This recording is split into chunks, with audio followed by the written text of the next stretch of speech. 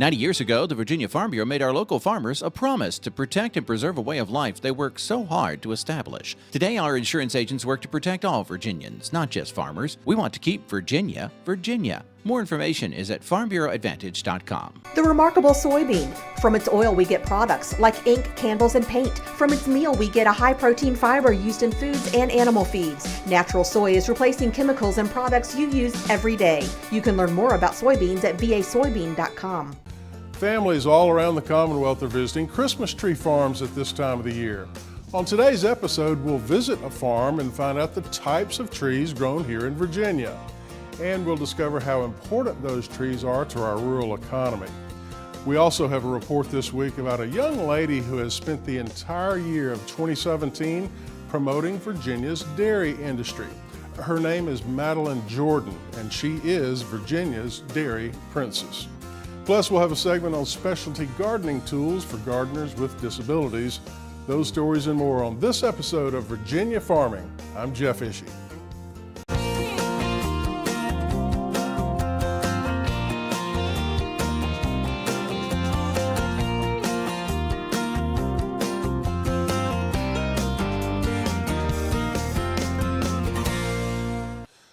Well, calendar year 2017 is quickly winding down. It's been a very busy year for one young lady who has dedicated her entire year to promoting Virginia dairy products.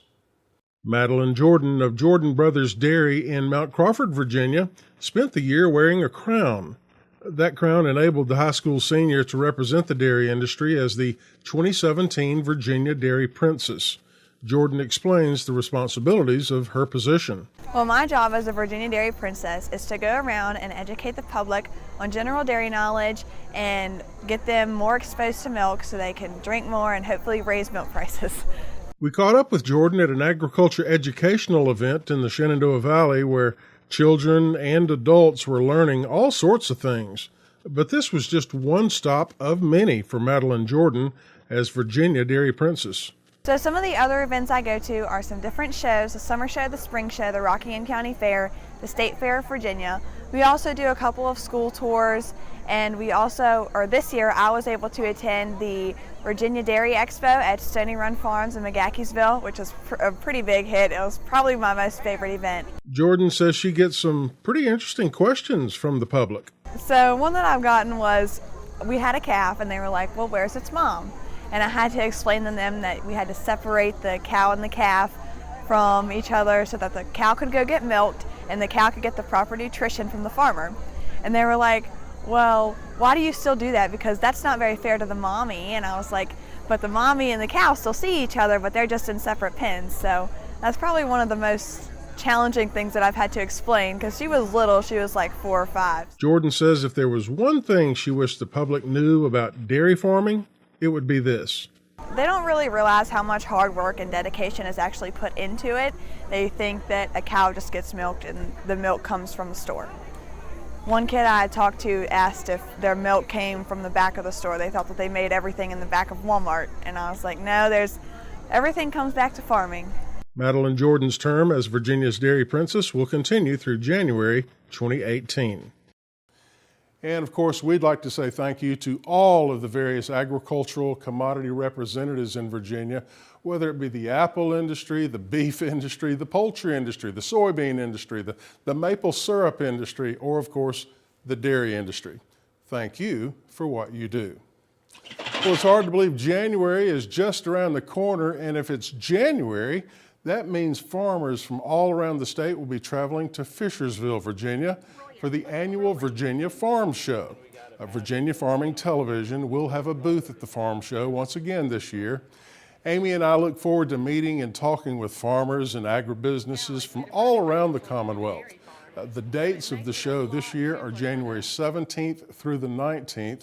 As always, the show is at Augusta Expoland in Fishersville, Virginia. Well, Virginia cattle producers know that you can learn a lot of lessons by being a farmer, especially if your goal is producing quality beef. Travis Sherfick was a paperboy in the late 1990s before he earned a reputation for mowing lawns in his northwestern Kansas town. That led to jobs on farms with cows. He dreamed of having his own for years until a neighbor offered a chance to take over through a lease. Once I did have my own, I wanted to take and do as much as possible to make it the best that I possibly can today, and that's probably what's driven me the most is somebody at that young of age, when somebody will give you something of that size and let you take over for them, you want to do as good as possible with it to be able to show people that you can't have a lot of responsibility dumped on your shoulders, and hopefully you will be okay with it and grow with it, and that's exactly what I'm trying to do. It helped that the Angus cows were already high quality. But Sherfick moved ahead by using artificial insemination, or AI, to the best Angus bulls. That was one thing as soon as I decided that I wanted to get into the carcass side of cattle and just get into good genetics of cattle, period, was AI, and was one thing that was going to have to get me there. As a commercial producer, people can't afford to go out and buy $200,000 bulls just to go throw in a pasture to try to get the best quality you can. The first calf crop from that beat 100% choice, with 62% for the certified Angus beef brand, including 34% prime.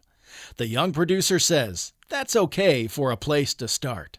We never can be happy with the genetics that we have. There's always something new and better out there, and we want to be able to supply the world with as good a quality beef as possible. That's what we're trying to do by finishing our own calves and hit primes and high choices and do all that kind of good things. Lessons learned through hard work and focus. Sherfick seeks wisdom from older generations. My dad always taught me in life to never do anything just halfway, always do anything to full, otherwise don't do it at all, is what I was always taught in life. As long as you don't want to quit, learning, you will learn every day of your life. So that's what I hope to do. I hope I'm never fully satisfied with what I have. I hope I never am, because that's what's going to keep driving me to move forward with genetics and cattle. Some people say the sky's the limit. But is it really just a window to limitless opportunities? I'm Bob Cervera. Thank you, Bob, for that report. Well, we continue to see a lot of enthusiasm for fresh Virginia-grown Christmas trees. We'll talk about it next during Ag Insights.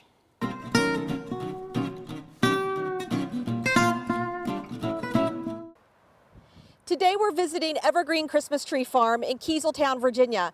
And I'm joining Dave Thomas, the owner of Evergreen Christmas Tree. Dave, thank you so much for having us out today. Well, thanks for coming out. Well, 'tis the season, right? It's coming really close. It absolutely is. Now, how many trees do you have here at Evergreen? Well, we have about 22 acres that are actually in Christmas trees, and we have about 15,000 trees in different stages. Okay. Now, you own another Christmas tree farm as well, correct? I do. It's called Valley Star Farm, and it's located near Luray, Virginia. Okay. Now, how big is that one?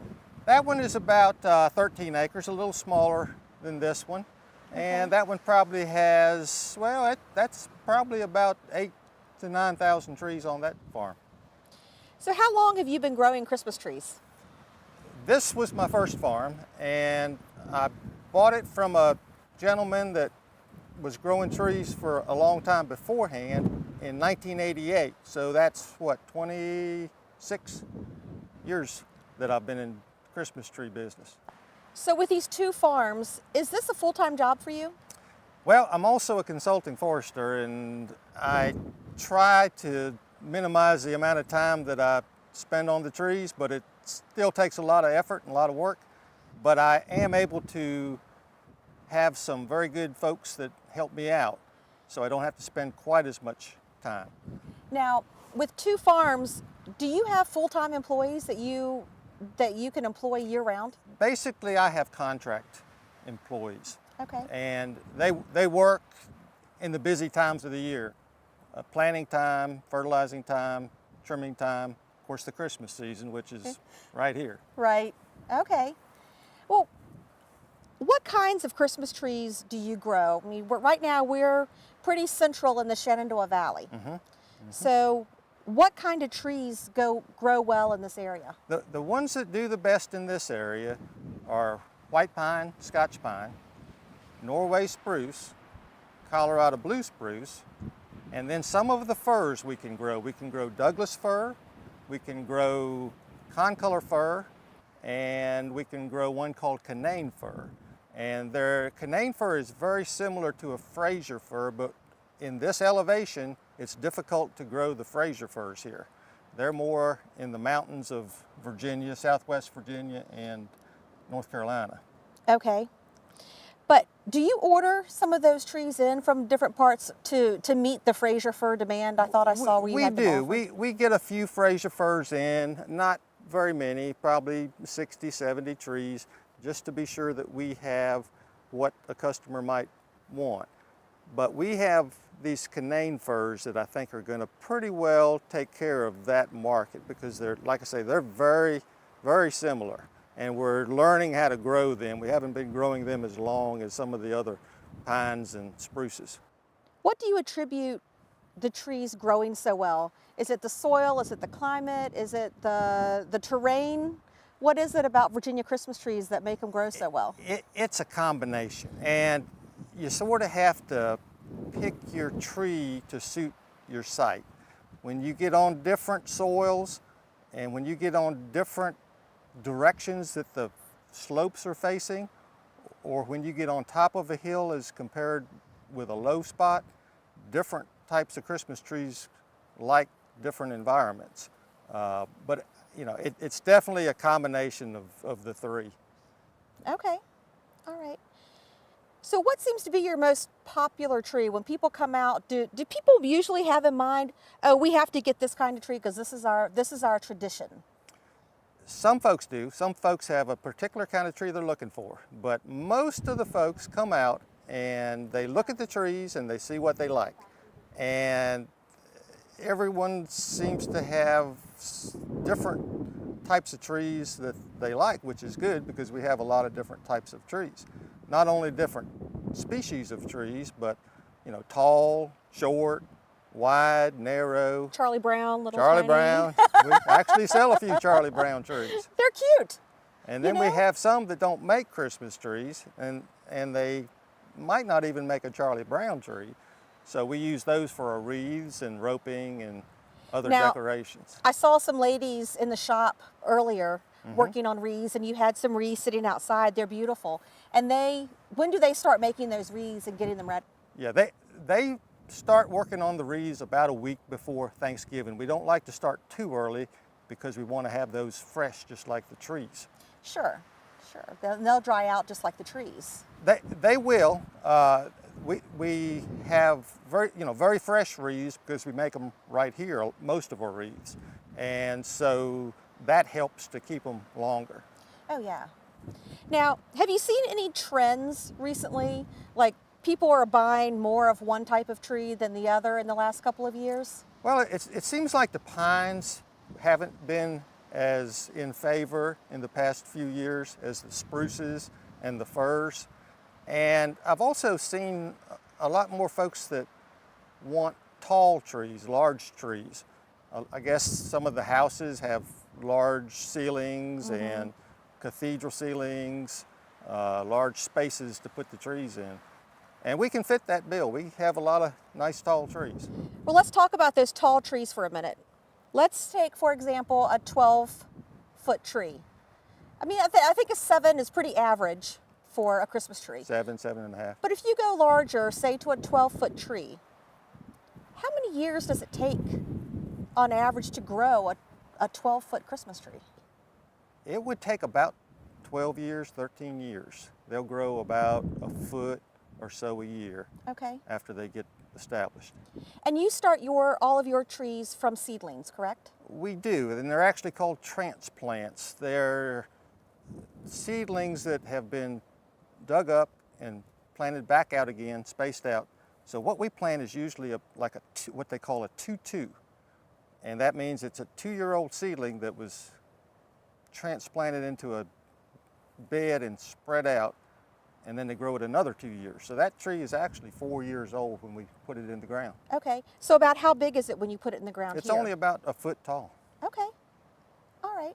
So the little the 2 and 2s that you plant, you certainly don't just put them in the ground and hope for the best. There's a lot more work that's involved in the Christmas tree operation than just planting them. Can you walk us through like the life cycle of a tree and what you do to that tree to get it ready for us when we come to cut it down? Well, after it's planted, we have to be sure that the weeds and grass and insects don't overtake it.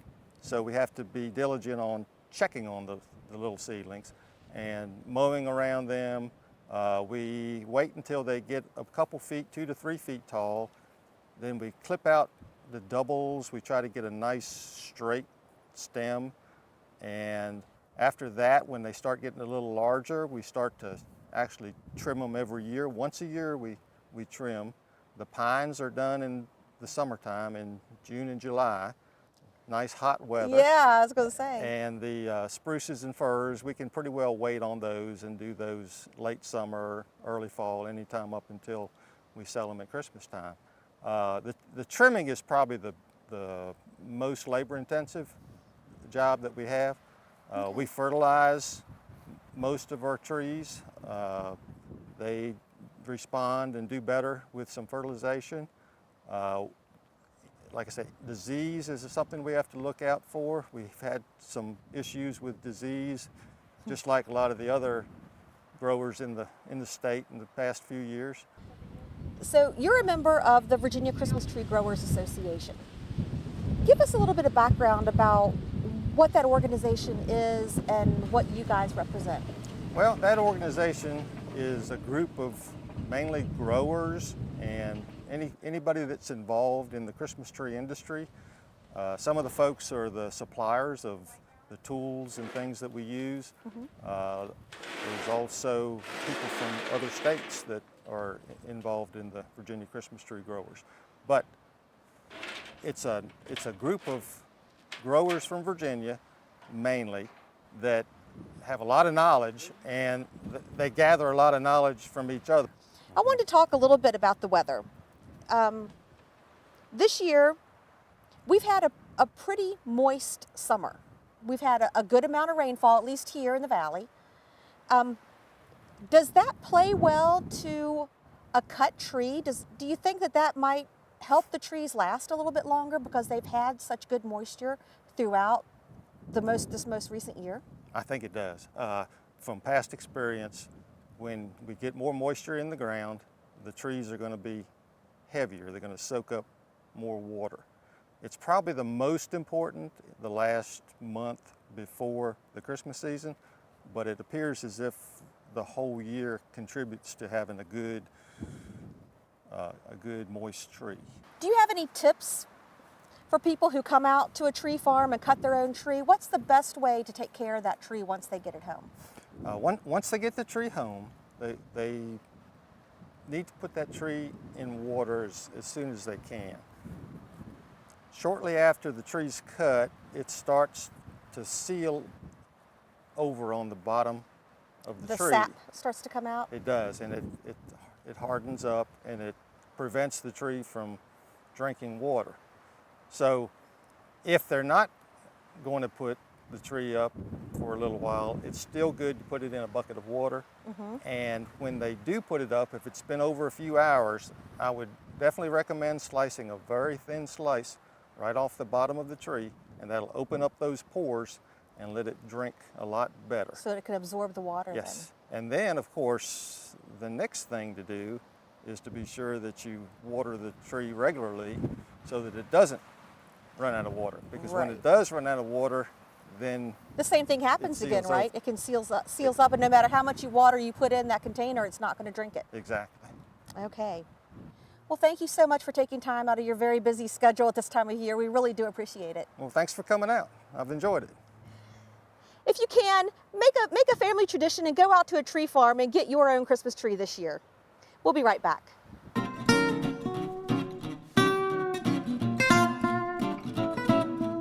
Today we have a report about specialty garden tools for people with disabilities. Chris Mullins tells us all about it from the ground up. Hi, today we're talking about ergonomic tools that you might be able to use in your garden. And we're here with Joe Young. Joe's with Agribility Virginia. Hey Joe, how are you? Fine, Chris. How you doing today? Fine. Thanks for coming out here and talking with us today about some tools and your program. What does Agribility do? Agribility is a program that's funded by USDA through land-grant universities. Virginia Tech is at land-grant university in Virginia. Okay. And the program is implemented through a service agency, which is Easter Seals. So it's a joint effort between Tech and Easter Seals in terms of reaching out to the farming community, but we also work with gardeners who have limitations as well. Gotcha. So it's not just for farmers, although you work with farmers with combines and big equipment, but you also, a lot of the tools we're going to talk about today are adaptable to anybody that's gardening. Anybody that's gardening, which is a aspect of farming. Right. Yeah. And so people that might have a disability or have gotten older or some sort of limitation, some of these can help them with some of those things. Oh yes, can help tremendously. This is an ergonomic tool, which means a tool that's different than the kind of tools that you normally would find on the market. Okay. And they are designed specifically with people who have limitations. Okay. For example, if you had a problem with your joints and your wrists, Right. you use this type of adaptation Right. with this tool where you slide that on and it keeps your arm straight and your wrist straight, which takes the pressure off your joints. And then that cuff would be adaptable to all these different types of tools that we have yes, here. it would be adaptable to all of them. Some of them are longer handle, Right. because you use longer handle tools for certain operations. Right. And then some have shorter handles because you use shorter tools in other settings. That makes sense, and I can see that with this right here. This is kind of a relatively short tool, but you were telling me earlier this just opens up and extends. Yes, this is a telescopic hoe and rake.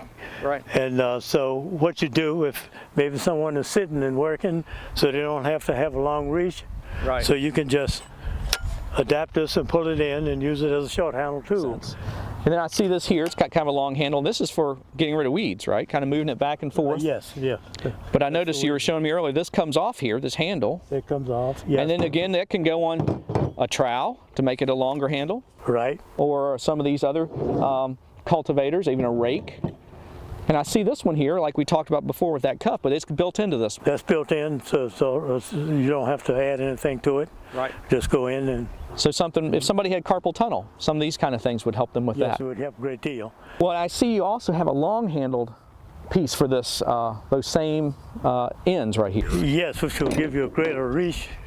It's also easy on your back, so you can use any of these tools on this longer handle, and you can stand and take pressure off your back as you reach out. So it's keep you from bending and keep the pressure off your knees. Joe, for some people, getting up and down, mobility that way is difficult. What kind of things do you use in that situation to help growers? Yeah, there are different things that you can use. For example, this is one of the tools that you can use, which is a gardening tool that you can sit on, a gardening cot, and it has directional movement where you can steer the wheels, basically. These tools are available at local hardware stores, some of them. Others you can find online by going online and Googling online, and you'll find the vendors out there that specialize in these particular tools. Great. Thanks so much for talking with us again today, Joe. We really appreciate it. Thank you for having us, Chris. Well, for more information about tools for the garden, contact your local county extension office and talk to a master gardener. For From the Ground Up, I'm Chris Mullins. We'll see you next time. Our pearl of wisdom this week comes from an anonymous viewer who reflects on the fact that this is the last month of the year, and that 2017 will soon be history.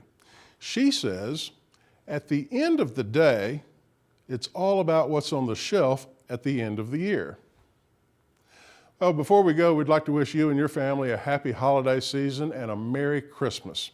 And if I may say this directly to our farmers, hey, we've had a pretty good year in 2017. Take some time this holiday season to rest and reflect. And always remember, there's a lot of people out there who appreciate what you do. That does it for our show this week. Have a great week, everyone. I'm Jeff Ishii for Virginia Farming. And now for your Ag Trivia question of the week. The answer when we return.